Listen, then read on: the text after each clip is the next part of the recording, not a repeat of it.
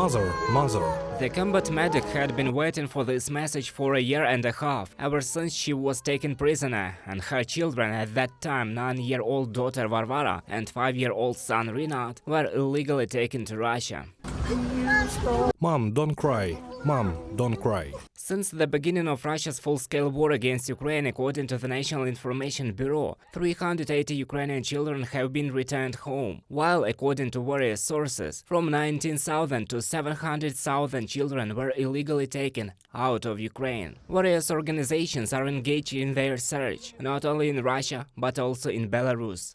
There was a lot of open data, there were videos of children being taken to Romashka camp, but our work did not end with one Romashka. Let's say you find news in a random group on Russian Vkontakte social network with the following content. Now 90 children from the Donetsk People's Republic orphanage have come to our orphanage. We talked to them, they are so cool, hopefully they will be adopted soon. Based on such a post, we understand the time of arrival, the number of children, their location, and perhaps even find photos from the official website of Kidnapping project.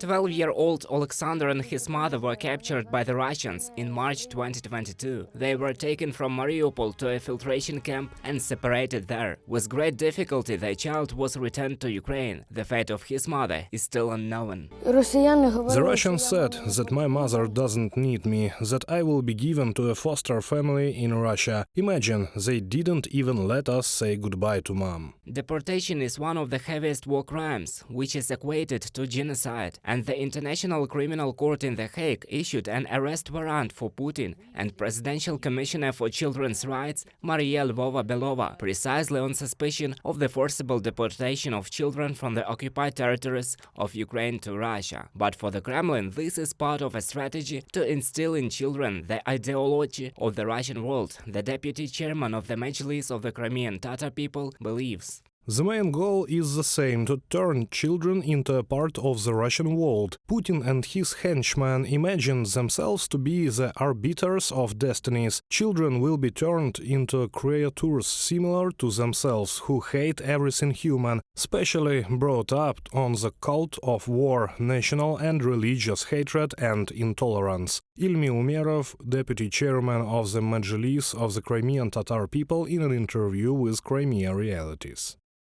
Russians deliberately call the deportation of children evacuation. Allegedly, they are saving them from bombing and shelling, which are arranged by the Russian military themselves. There were many families who wanted to adopt or take under guardianship children of war. Since the Russian Federation, the adoption of children, according to the director of the Institute for Strategic Studies and Security, has become a good business. There is a whole corruption component. In the Moscow region, if you have more than 5 children, you can receive up to 50,000 rubles a month for one child from the regional budget. For children adopted from the temporarily occupied territories of Ukraine, they pay more in the Russian Federation. In total, the figures are 15–20,000 rubles more per month to stimulate this process. Pavlo Lysyansky, director of the Institute for Strategic Studies and Security, on the air of Hromadske Radio.